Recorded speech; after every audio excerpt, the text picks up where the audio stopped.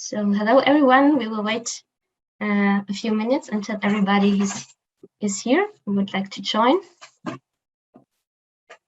Good evening, Victoria.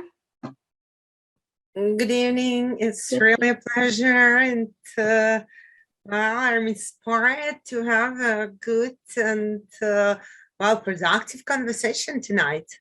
Yeah, it's a pleasure for us. Thanks for being here. Really, I welcome everyone, and I'm pleased to see your colleague from the United States.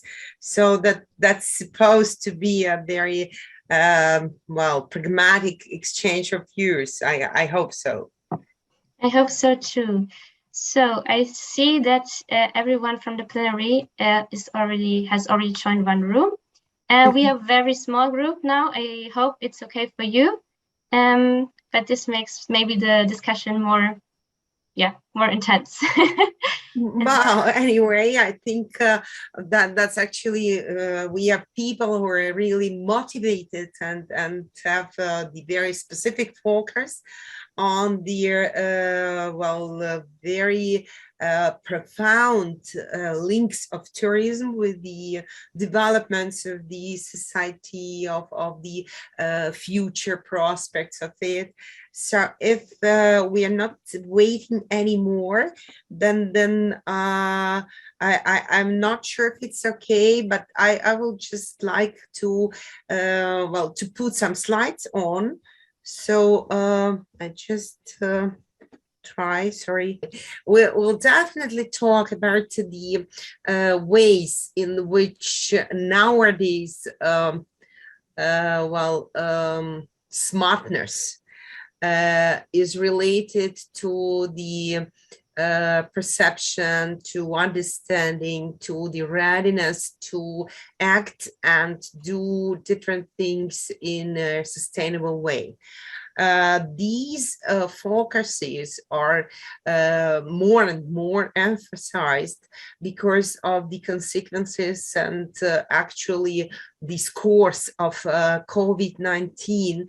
And as we know, tourism was among the industries which suffered let's say mostly because of lockdowns, because of these changes in the procedures related to moving, to the possibility to feel free, and for those who would like to have some rest, and also for those who actually organizes and provide services for people, for clients, for communities which are dependent in many cases. They are dependent very much on what is happening due to tourism development. So that's why it's a question in which way tourism provides for sustainability of our lives and how we can contribute to the responsible tourism. I just check, sorry. Yeah, it should go. I would not spend much time for speaking about the concept of sustainability, just to emphasize these basic three pillars or so-called bottom lines based on economy, society, and environmental impacts, which are taken into account or which are considered, which makes concern when we are speaking about sustainability.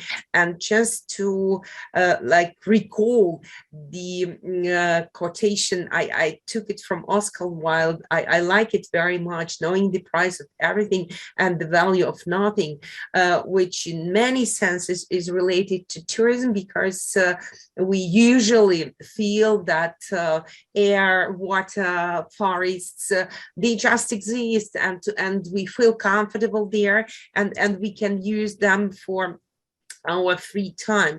But in many senses, experiences of organizing tourism activities, experiences of those who spend some leisure time for recreation, for traveling around the world, for knowing some different places, these experiences should not forget the interests of future generations, and also also the needs of host communities. And these are actually the basic, like key focuses of interpreting sustainability in tourism activities. Definitely, there are so many, for now, so many, very, a lot of, plenty of documents or some research from the UN World Tourism Organization, from the WTTC, the like global coordinators of different activities in tourism. But in fact, we can also follow some line of evolution of the ideas which brought us to nowadays interpretations about the green tourism as a concept, as a paradigm. And in fact, Rio plus 20 put a kind of a very specific accent on this topic, like a light specific red line on understanding green growth through the lenses of politics and even geopolitics. As we can see nowadays, because of COVID and consequences of it, the like slogan that we must pay as much attention to the green as we do to the growth corresponds to the reality and to the very logic developments which brought understanding of those who are involved in tourism as an industry, working there professionally, understanding of not just a green, but the necessity of mechanisms which helps to make tourism green. And among them, definitely one of the mostly like supported or disseminated nowadays is related to the circle economy. Here just provide for the information of our participants some like landmarks which show the mostly fundamental guidance for understanding sustainability in tourism. And what is important, I would say, as of 2005, we can trace already the global focus on the political effects which play a role in implementing, in practicing sustainable, responsible, ecologically responsible practices in tourism. And definitely, when we come to the practice, when we go to the real places and the real activities in tourism, it's sometimes not so easy to correspond to all these instructions or guidelines, just do this or do that. And I'm sure our discussion or maybe some exchange of views will show maybe the realistic dimensions of what could be called sustainable and responsible or ecologically oriented tourism.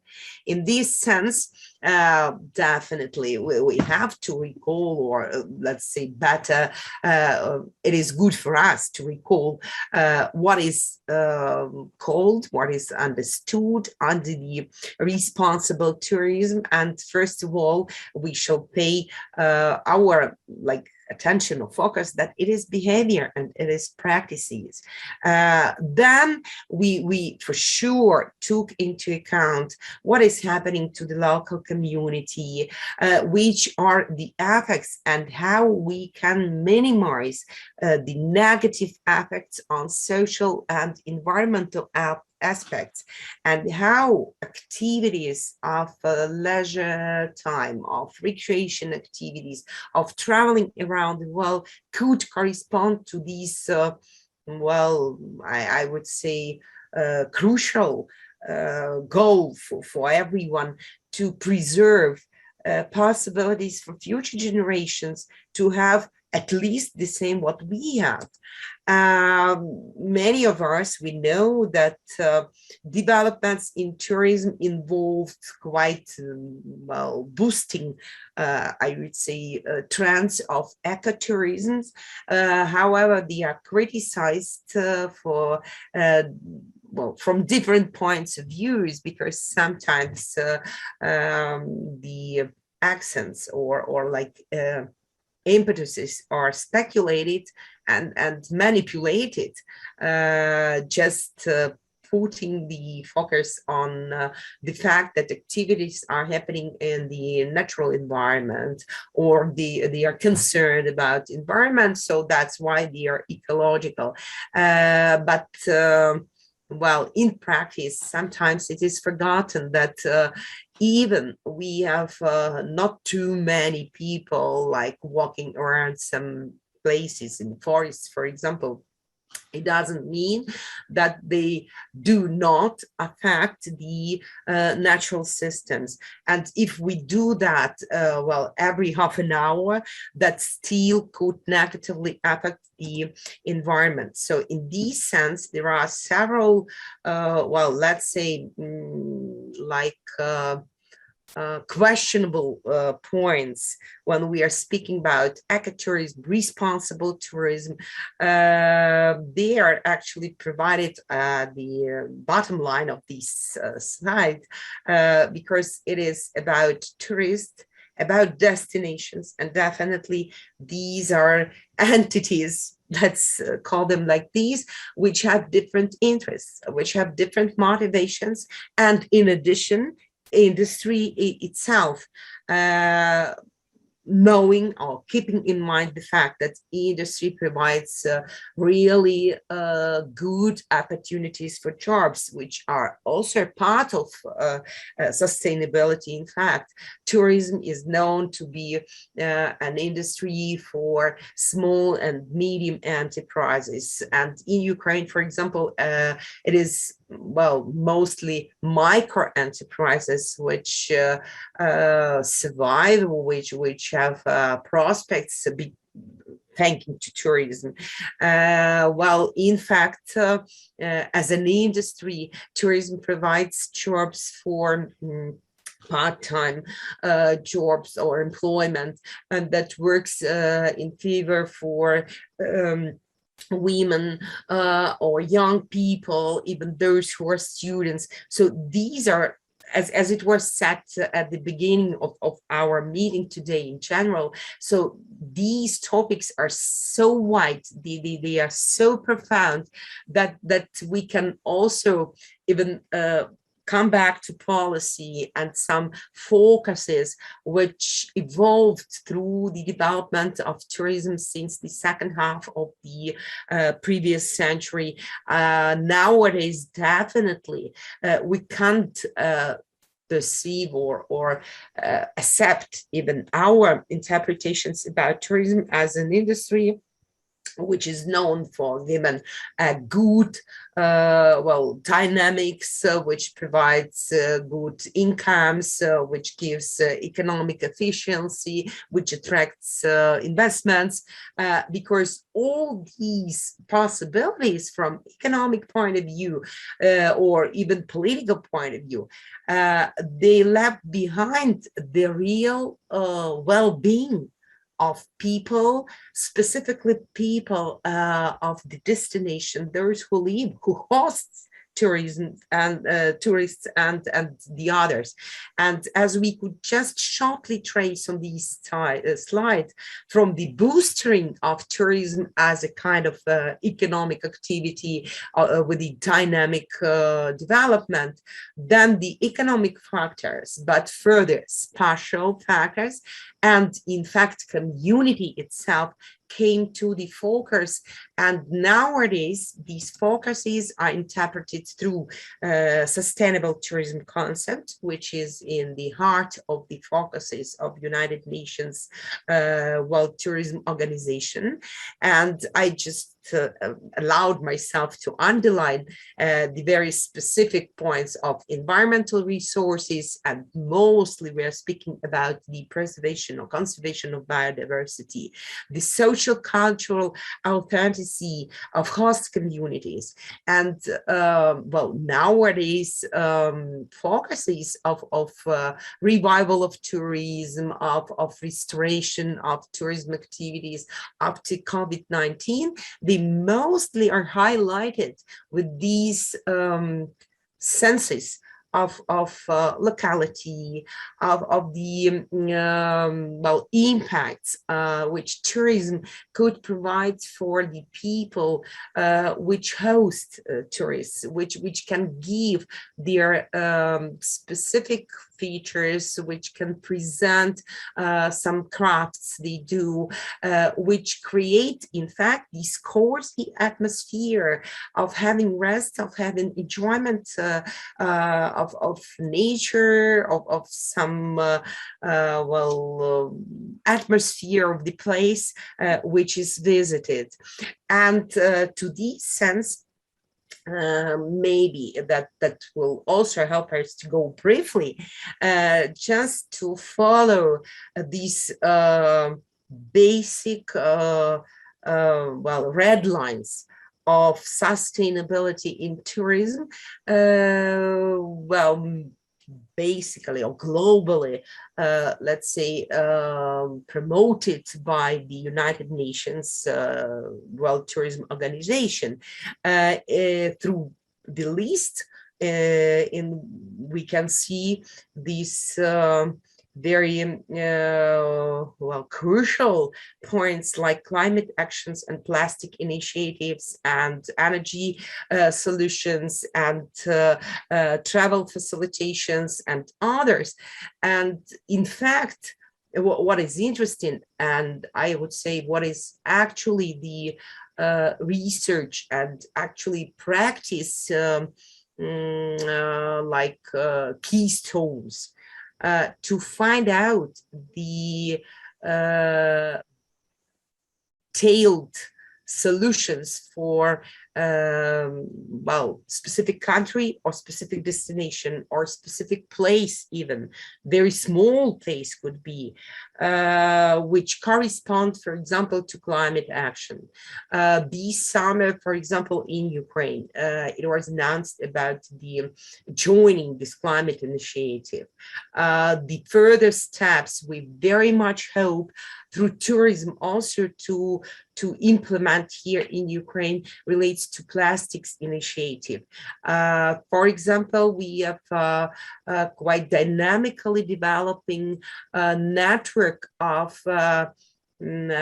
tour operators and tourist locations, even not destinations. They are smaller than destination, but these are places for providing services of gastronomic tourism, which in many senses needs these plastic for the activities itself, for packing food and so on and so.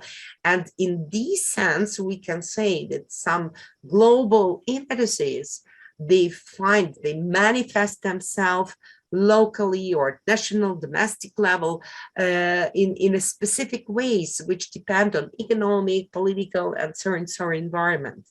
In fact, well, once again, to keep or to bring too many things together in a very short time, these are like red lines bring us to the specificity of the Sustainable Development Goals, which basically are interpreted in tourism through the effects which tourism could have, or vice versa, activities or some well, directions of activities could have on tourism.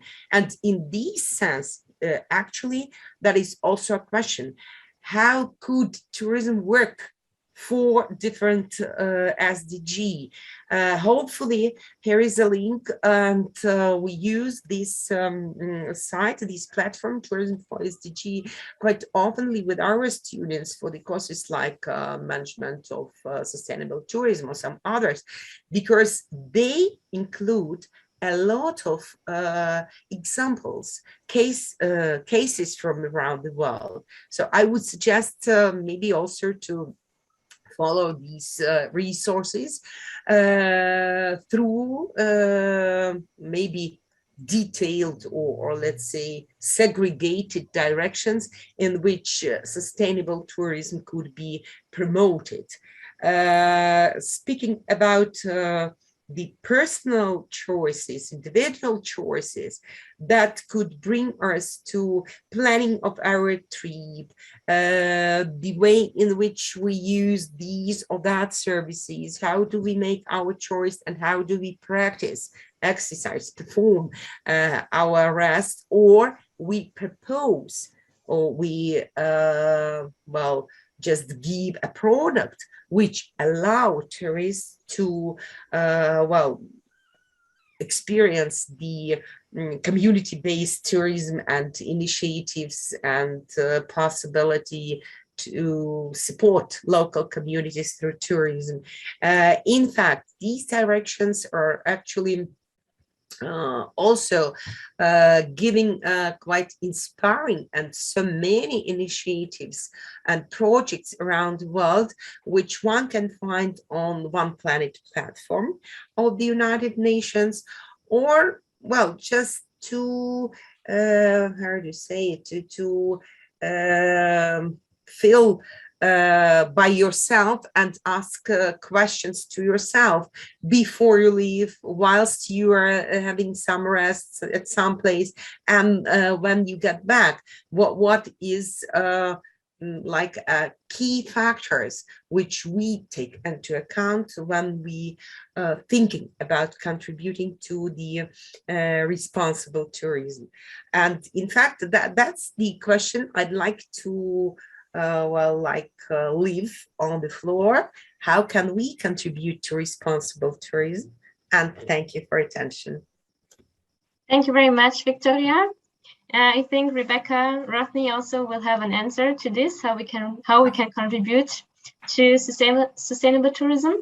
And I will directly share the presentation of you, Rebecca, and we can just start with your presentation. Thank you so much. Pack for a Purpose, abbreviated PFAP, is a website that provides travelers with community-curated lists of supplies requested by over 450 projects in more than 60 countries around the world. Our mission is to positively impact communities around the world by assisting travelers who want to take meaningful contributions to the destinations they visit. When I founded PFAP, I believed the text was only found in a book, that blackberries belonged in a cobbler, and I would only spread sheets on a bed. Clearly, I needed help. In the last 11 years, the amazing and talented volunteers who work on our website have donated more than 31,000 hours of their time to grow Pack for a Purpose and maintain our commitment as an effective website.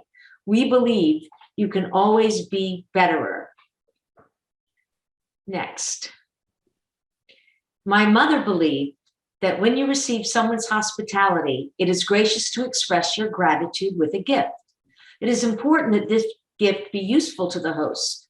That was my inspiration for founding Pack for a Purpose. Everything starts with community.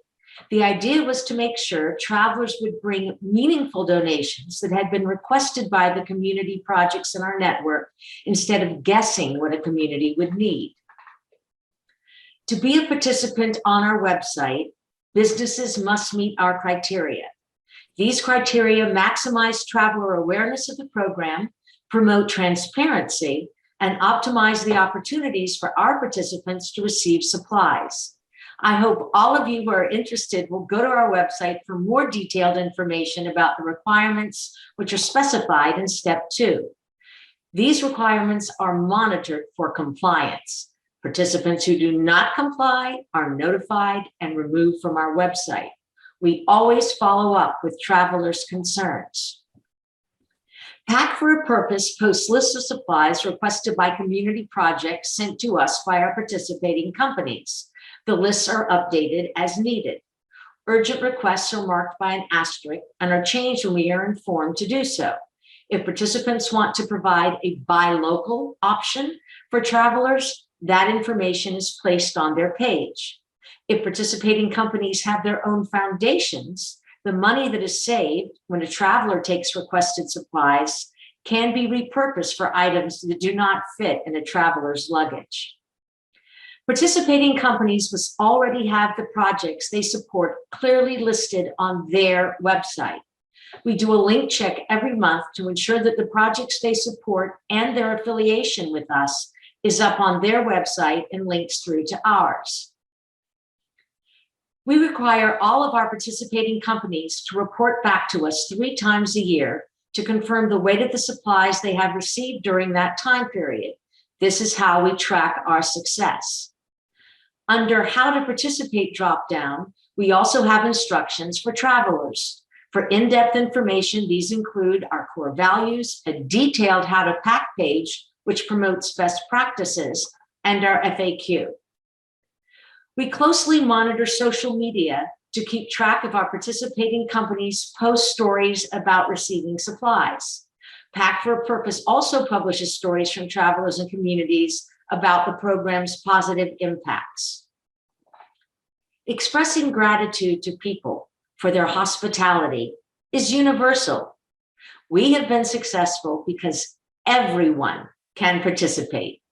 Travelers have come from 6 continents and include both children and adults. Participating is simple and easy. We ask people to save a small amount of space in their luggage to take requested supplies. A stethoscope takes up little space, weighs less than a kilo, but can touch 10,000 hearts. These slides are representative of our reach and impact.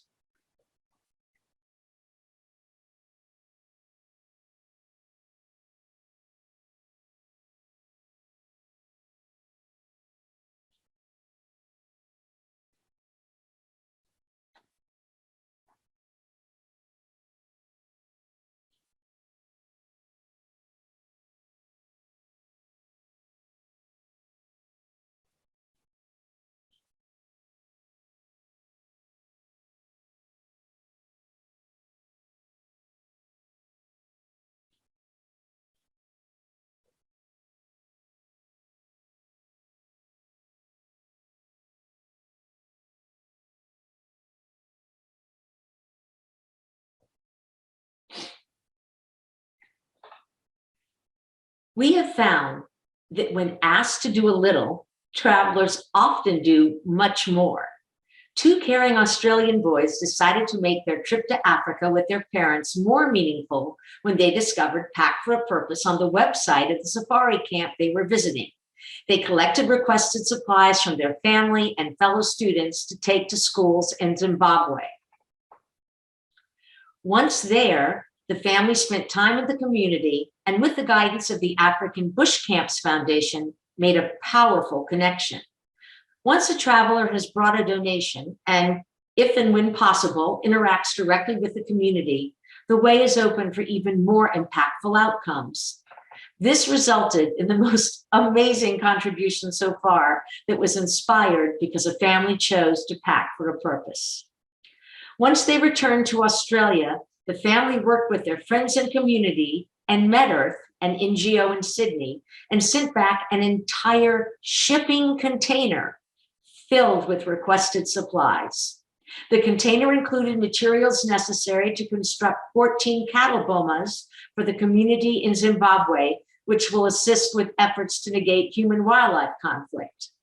MedEarth supplied medical equipment for the clinic in the Mola community, and in addition, Cody and Owen collected over 300 pairs of shoes and raised funds to cover the cost of shipping the container. Inspired by the Kruger family, MedEarth sent a second shipping container full of supplies to Zambia for the Mwanga Health Center, a project supported by the community and the African Bush Camps Foundations. The supplies arrived in Zimbabwe and Zambia and are now being used by the community.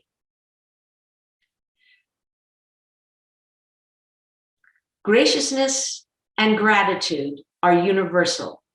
While expressed in different forms from culture to culture, all are understood by all.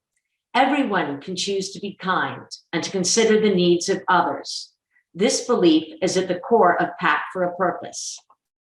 After 11 successful years, our goals for the next decade are to increase the number of Pact for a Purpose travelers, the number of community projects on our website, and to build capacity so we can become a truly sustainable organization. Thank you for your time and attention, and it's now my pleasure to answer any questions you may have that I have an answer to.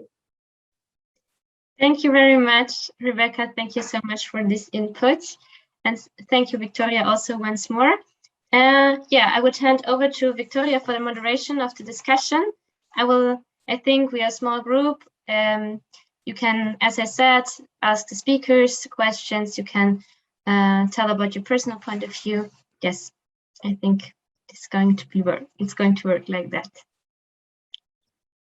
Oh, yeah, thank you. Actually, we caught these examples, so rather, well, picturesque, I would say, and very speaking on themselves. So, well, I think first of all, maybe our audience, you could ask questions like Antonia, Irina, Marina, Artem, or others. Well, in fact, did you have an experience of well, doing something sustainable during your rest time, or maybe traveling, or like the alternative, maybe you have noticed something unsustainable, irresponsible during your traveling, and what do you think on that?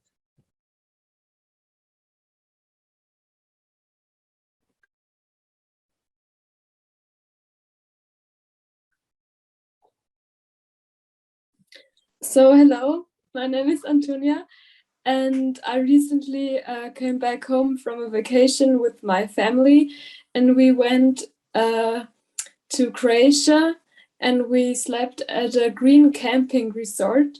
So we had a little bungalow, and the camping resort was green camping resort, and they really made an effort to like recycling and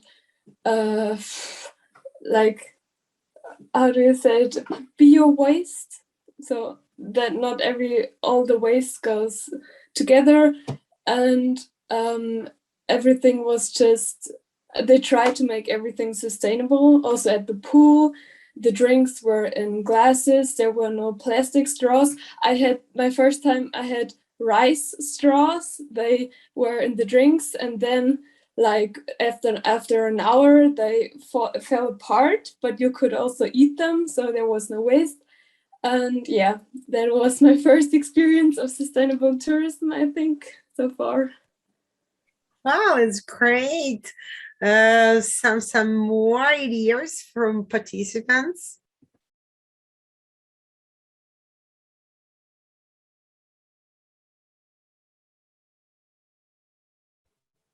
Sorry, can I speak Ukrainian, because it is a little hard to me to speak English? If somebody can help to translate.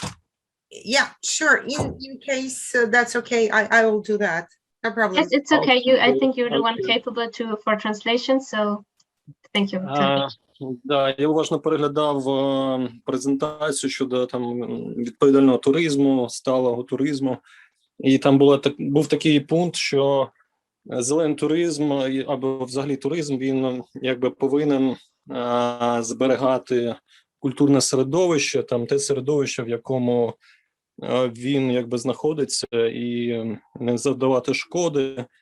У нас є така практика в Харківській області, принаймні, що теж зелений туризм, він несе в селищні такі громади, в область, він несе якби не негативні зміни, а навпаки позитивні, бо зачасту в цих громадах нема там систем поводження з відходами, відсутні якісь там базові просто культурні послуги для місцевого населення. І саме зелений туризм стає якби провідником цих змін, якісних змін в кращу сторону.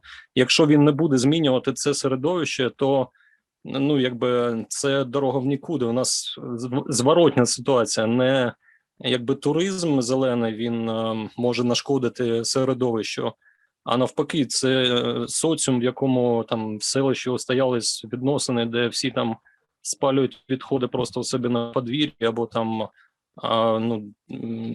люди звикли не працювати, а там вживати спиртні напої, і вони не звикли працювати. І от цей зелений туризм, у нього є проблеми саме з соціумом, де він започатковує цей туризм, що він не може знайти навіть людей, які б відповідально ставились до роботи, яких би найняти на роботу у себе там на подвір'ї, там знайти людей, які б там допомагали впроваджувати це, розвивати зелений туризм. Це така от ремарка, що у нас трошки, мабуть, може це харківський такий колорит, трошки інша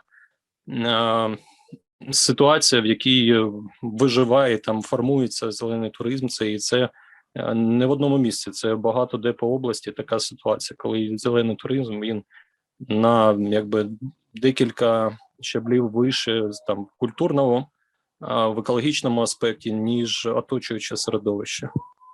Дякую. Дякую, Артеме. Я просто, щоб і не забути все, що ви сказали. Так. Now, let me shortly express the point which Artem would like to say about, and I would also agree to a lot of points he had mentioned. In fact, he was speaking about the experience in Ukraine, in the Kharkiv region, and his idea is that mostly nowadays in Ukraine we can see the rather positive effects due to the so-called green or responsible tourism development. Just my remark is that, in fact, it is question of terms and concepts of green, soft, responsible, eco, or sustainable tourism. But if we are speaking about practice and life, in fact, we can agree on term, but we really have to understand the same.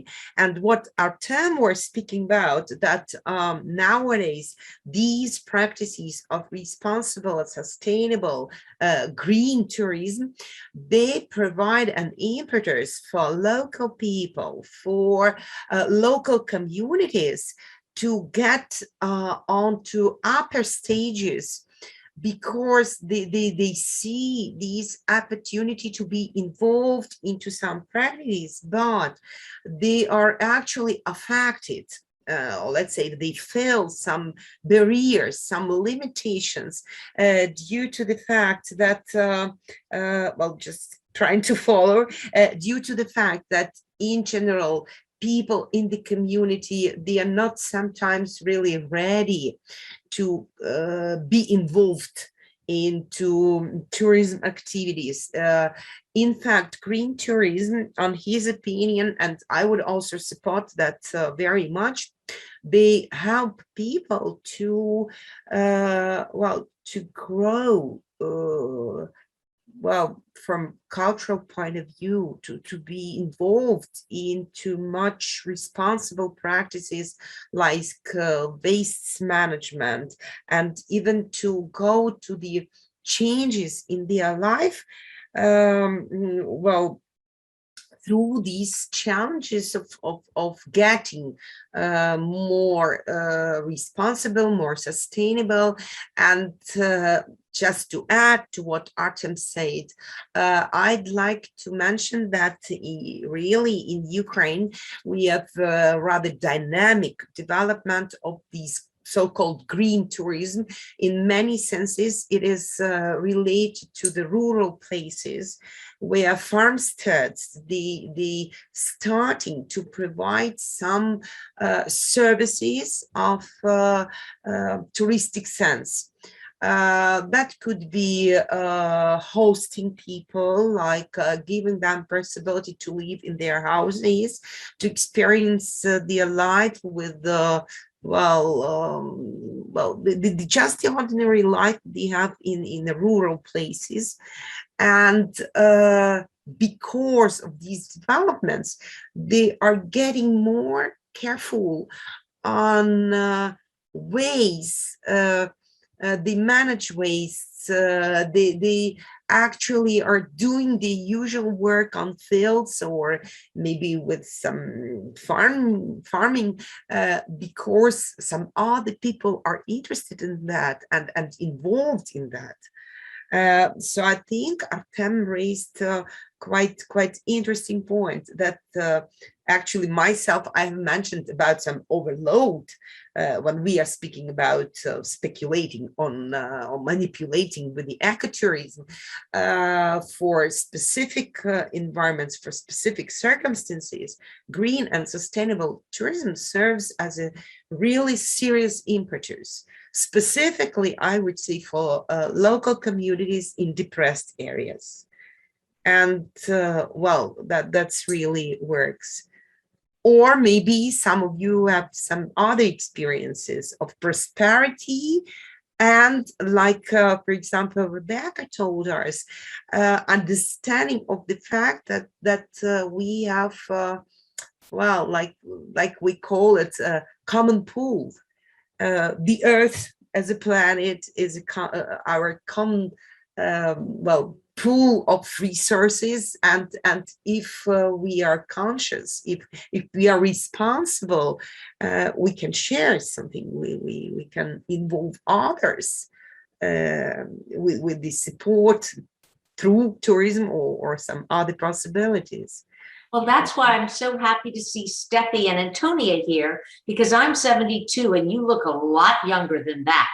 And I think it's very important for younger people to be involved on the planet, what's going forward, how you interact, how you will travel. So Antonia, I get from your tone of voice that it was a positive experience for you to go to a green camping place, and that it was something you enjoyed. You never perhaps imagined ingesting your straw as a treat after your drink, but there you go, an innovation that made that possible and definitely helps the environment. Steffi, I believe that's your name. I'm also interested in what made the two of you, and actually anyone else that joined this, choose this particular breakout room. Had you heard of Pack for a Purpose before?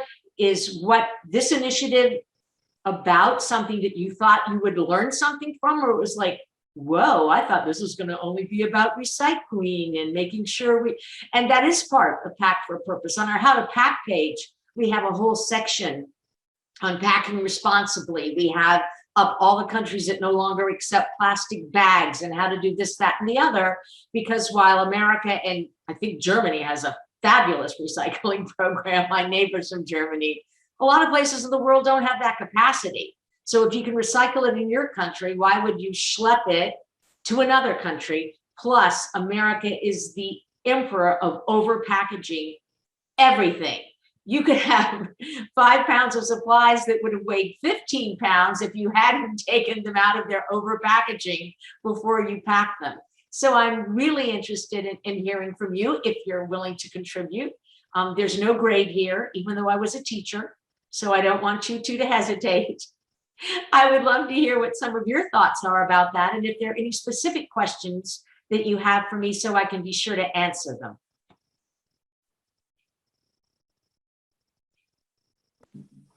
So I was excited for the topic sustainability in general, and I did not really know what Pack for Purpose was about, or I didn't know it at all, and I have never heard of anything like it, and I find it absolutely beautiful. And I was more thinking about like work and travel, like helping out on farms everywhere. but not on like bringing supplies by traveling. And one question I have, like I said, I find it absolutely beautiful, but I wanted to ask if you were ever confronted with critique regarding white saviorism, because in today's society, a lot of development helps or projects are always like in critique because of white saviorism, and you never know if you're even supposed to help, or if the people want the help, or if you're doing something wrong by wanting to help. So have you ever been confronted with that? Let me just be sure I understand you, Antonio. You said white slavery? Was that No, what no, you no, were saying? no, no. White saviorism. I don't know. It's like Regina, on we social need you. media. Yeah, on social media. Okay, yeah. Yes, white saviorism, like white supremacy, I think she's talking about. Oh, well, luckily for us, the people who pack for a purpose come in all kinds of colors. Old people like myself, younger people like y'all, and they've come from all the continents, because the foundation of Pack for a Purpose, and I honestly never view this as a charity. For me, it was about gratitude. Everybody from every culture can express gratitude for someone's hospitality. Even if we were spending the night at someone who was richer than we were, my mother still expected us to take a gift to say thank you for your hospitality, because it's about gratitude. And I think that's a very undervalued behavior, unfortunately, in many societies. So everything on our website is totally community curated. We don't pick the projects on our website. How can I possibly know in North Carolina what projects are important to your community where you live? So those projects are sent to us by the businesses who support those projects in the local community. And when they change, and they do, we can update them easily, because unlike the 10 Commandments, this is not written in stone, it's written in code. So we can just go in and take something off the website or add something to the website, and we make sure. Then we do a check every month to make sure this information is on our participants' website. Before we accept somebody as a participant, they have to have the project clearly listed on their website, so we know it's something they're truly supporting. We've also been doing this as an all-volunteer organization for 11 years on the basis of my absolutely incredible homemade chocolate mint chip cookies, which I serve hot out of the oven. You can see the YouTube video on that. So it's really important that everything come from community. And we don't have the money. I can't tell you that we have flown to every single one of these community projects and been able to assure they are absolutely authentic. It seemed to me like a lot of trouble to put up a project, a fake project, and hope one of your guests might bring supplies for that fake project that you could then sell on the black market. But if there's ever a complaint, we always follow up. And if we ever found out, which so far we haven't, thank heavens, that something was not authentic, they'd be off the website like that. I can take someone off our website in less than 5 seconds. So that's the most we can do. We have had people make very unreasonable claims or have unreasonable issues, which we always address because they think they're reasonable. So one person who took 2 suitcases of supplies to Kenya for a school was very concerned when he got to the camp because the school was closed and he wasn't sure the camp would deliver the supplies. So I immediately assured him, thank you, Internet, that yes, they would be taken to the school when the school was opened. And of course, the participant did, and they even sent him photos. His response was, well, we should have a listing on our website of all the times schools are open and closed in Kenya, which made me laugh for about 20 minutes because that's not something we can possibly do. But if it's a concern, you always want to address it because that person was worried, and we want people to feel very comfortable knowing that when they take supplies requested by the community, those supplies will be needed and those supplies will be appropriately used by the community. We think buying local is great. If you can find those supplies where you are, there's no need to create that carbon footprint and take them there, but they may not be available. or the cost of them may be 10 times higher than what you would have to spend to bring them. But that's an individual decision by the participant. Once again, I can't possibly know that in North Carolina.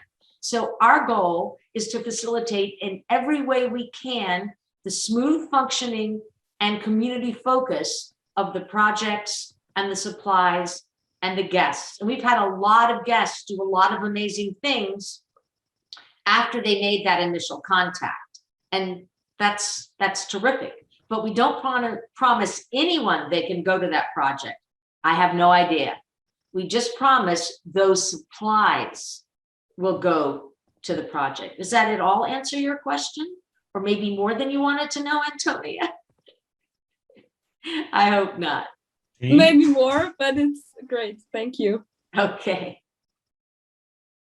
Maybe I can also ask a small question, adding on that what you just said, Rebecca. I hope it's okay as we are a small round. Maybe, do you know, Rebecca, to which country goes most of the supplies, or which country like is kind of getting most of packed food? I do have that information, but not right in front of me. So we keep records of the weight of the supplies, and we have it going back for years. So we can look at each individual participant, like those few slides we had, and see. Part of this only works depending on how well the participant supports the project and moves it along. So there's a big company called Sandals and Beaches in the Caribbean, and they have all these fancy resorts for adults and for families. They do every single thing they can to promote Pack for a Purpose. They work with a lot of schools, and they're also working with women and health clinics. So if you make a reservation at their properties, when you get your confirmation, it always talks about Pack for a Purpose. They talk about Pack for a Purpose on their social media. Every one of their agents that sell those properties are literally given a page of information when they become agents about Pack for a Purpose. This is also true in a couple of places in Mexico that have had a huge response because they make their guests aware of it. We believe in, I'm going to make up a word, equitability. That means treating everyone the same. So we have 460 participants. We have to tweet about, Instagram about, and Facebook about. So I can only tweet about a specific place once every 460 times. But that place can be putting things up on Instagram or tweeting or Facebook every week if they want to. So the more we get the word out, the more people respond. And they tell their friends, and children get their fellow classmates involved. And it goes like that. We've also run into a huge snag, which I spoke to you about, Regina. When we started 11 years ago, we had lots of Facebook followers. We still have 10,000. And originally, 1,000, 2,000 people would see a post. But now, because all of those properties, if you will, those businesses are commercialized, you have to pay if you want people to see your posts. And we don't have any money. And from what I understand, they only take the kind of cookies you find on a computer. So we have no way of reaching the 10,000 followers we have. They don't even see our feed. Luckily, we've had editorial. In fact, there's a very well-known magazine in Germany, Geo Sassoon, and they did a 3-page color article about Pack for a Purpose several years ago. So we're still getting editorial in the media around the world, but it's very daunting to have all these followers and have them blocked from the feed they chose to look at because we're not willing to pay for them. But did I answer your question or just, okay. Sometimes I can be given to just excess of communication.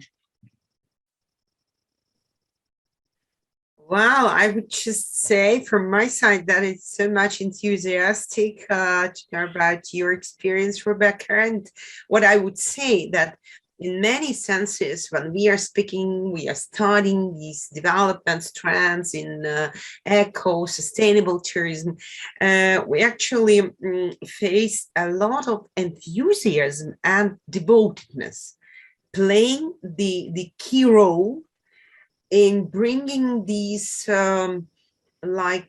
impetuses for people to even to understand their own lives on some through some other lenses. Absolutely. Yeah, and what is important also, like the general initiatives, they are like they called Give a Child a Day Out.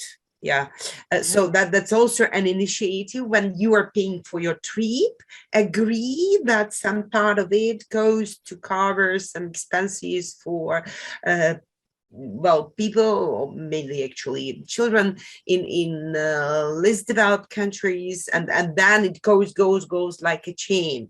So these are activities which in many senses giving well, life, giving comfort of life to different people. So that's, I think, also a kind of a very specific aspect of responsibility. It's realizing we are one community. Yeah, No one can truly flourish unless everyone is flourishing. That's just common sense. And it starts with an attitude. It starts young. We're always thrilled when very young children get involved with Pact for a Purpose, because we believe that if they do this when they're young, they'll keep doing it for the rest of their lives, and they will teach their own children these kind of values. But even if it's a walking tour, and lots of big cities have walking tours, if the walking tour wants to support a homeless shelter or a soup kitchen or a clinic, the guests who go on the walking tour can choose to drop off the supplies, but our participants are responsible for making sure the supplies get to the project because they're already involved with it. I think logistics is a big barrier for a lot of tourists. People are hesitant to go someplace in a form of transportation they don't normally use if they don't speak the language. People don't behave like I want them to, or it would be a different world. But I've just decided I can't make them behave like I want them to. I can just provide them with opportunities to consider it. So I think if you make it simple and easy, if you make it something everybody can participate in, some people will do that, and that will inform them, and that will then educate other people to do the same thing. But I am interested again, Steffi, what made you choose to do this? What do you do in your other life? Or are you a secret agent and you'll have to kill us if you tell us what you do? Or are you just too shy?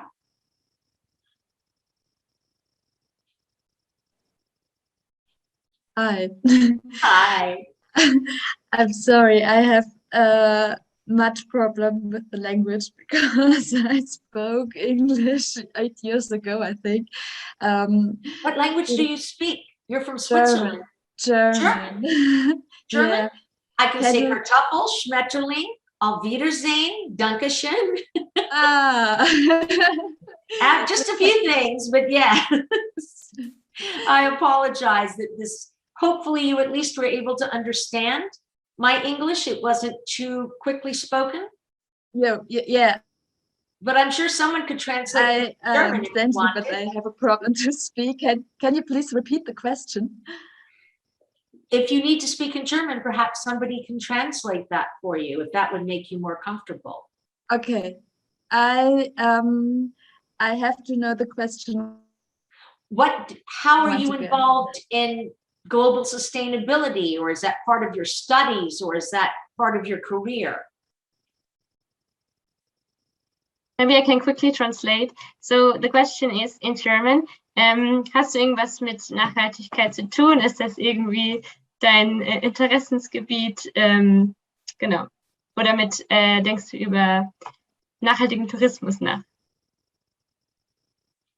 Danke. That was thank you. Okay, ich antworte jetzt mal in Deutsch. Jawohl. Und bitte da setzen. Ja. Ich komme auf die Frage von vorher zurück. Ich war letzte Woche in Berlin und war sehr schockiert über den Konsum einfach von überhaupt nicht, also Wert legen auf auf Nachhaltigkeit. Ich war schockiert, wie viel da gerade in der Nacht dann auf der Straße liegt an Müll, und habe mir direkt einen Platten gefahren, weil irgendwelche Scherben auf dem Boden lagen.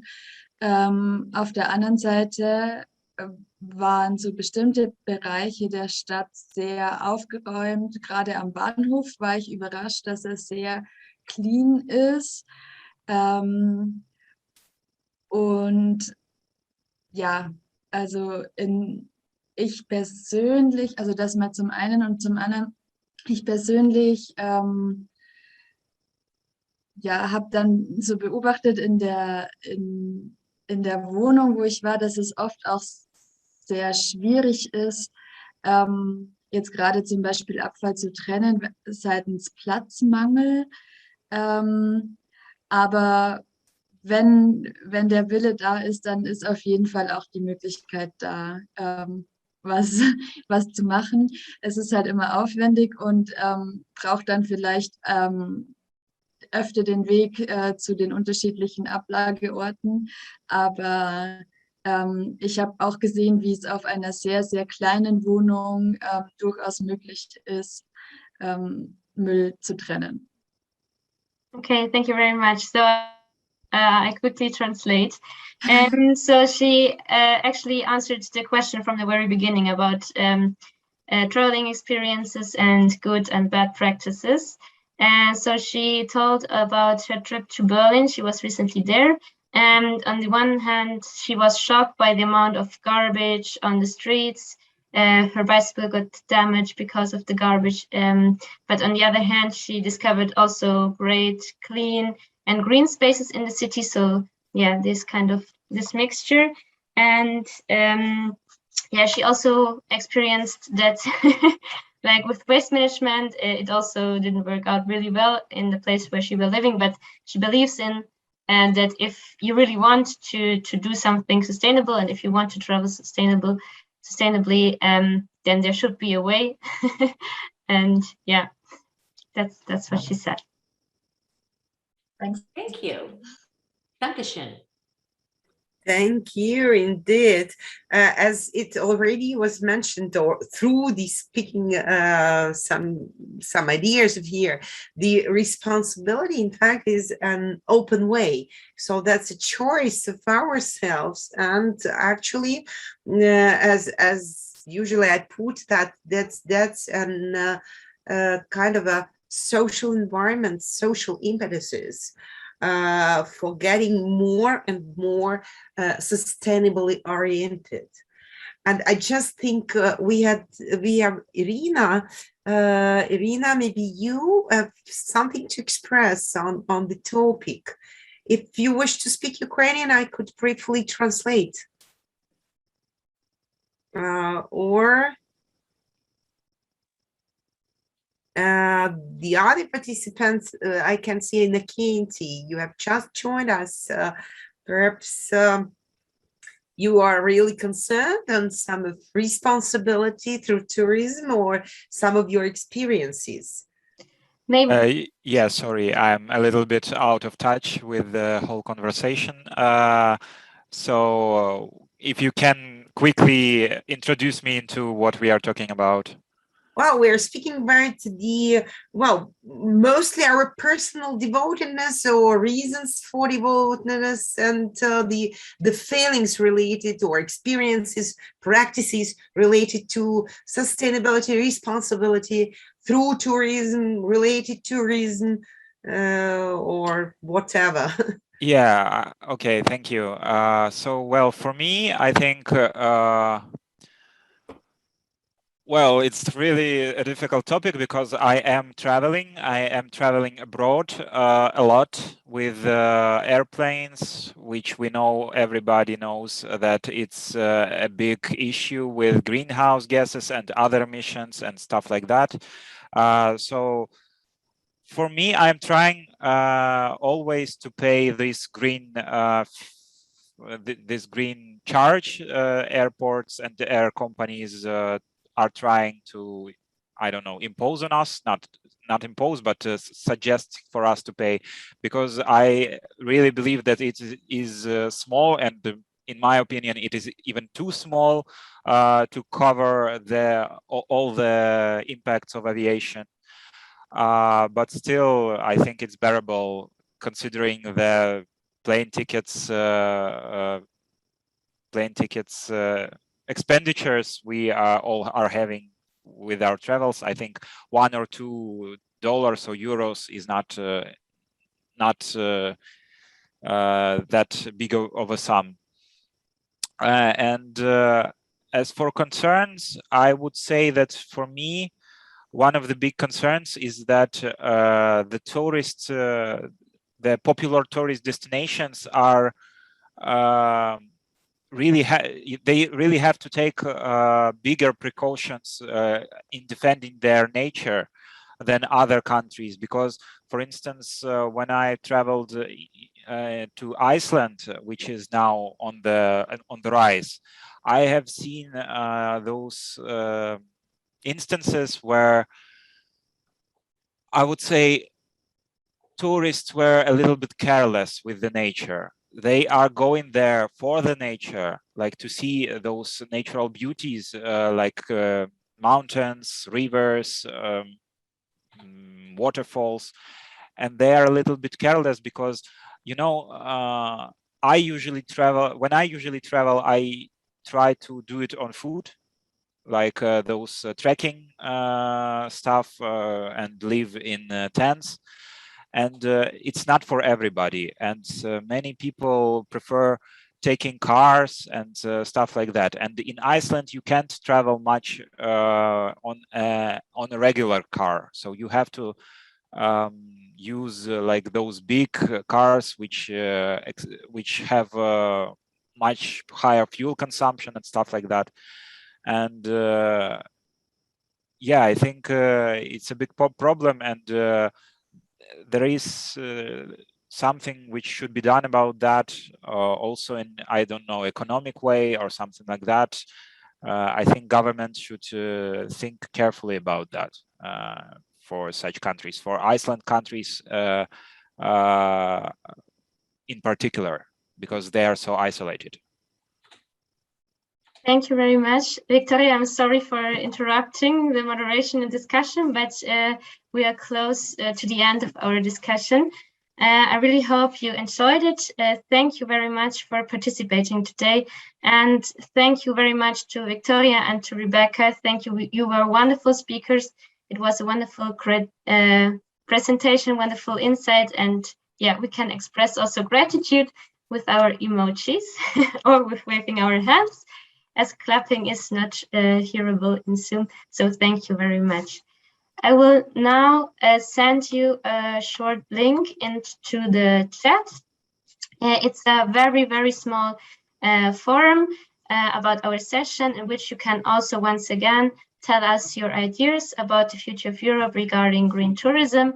And yeah, it's very short, only 3 questions. So maybe you have time to fill it out after the session, or maybe tomorrow.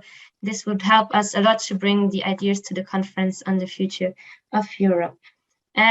Also, Rebecca, Victoria, please feel free, if you want to share your contact details in the chat with the participants, or your website, Rebecca, once again, then they can just click on it and have it memorized. Yeah, and that's all from my side. I can all invite you to join also next week. We are going to have a webinar on Europe and Ukraine. And I wish you all a wonderful evening. Thank you very much for joining. Auf Wiedersehen. Thank you. Thanks a lot. And that was enthusiastic experience. Thanks a lot. I just put my email to the chat if that works. It was really nice. Thank you. Thank you. Have a good evening. Have a good evening. Thanks. And green traveling for the future. Yeah, green traveling for the future. Bye, Bye. everyone.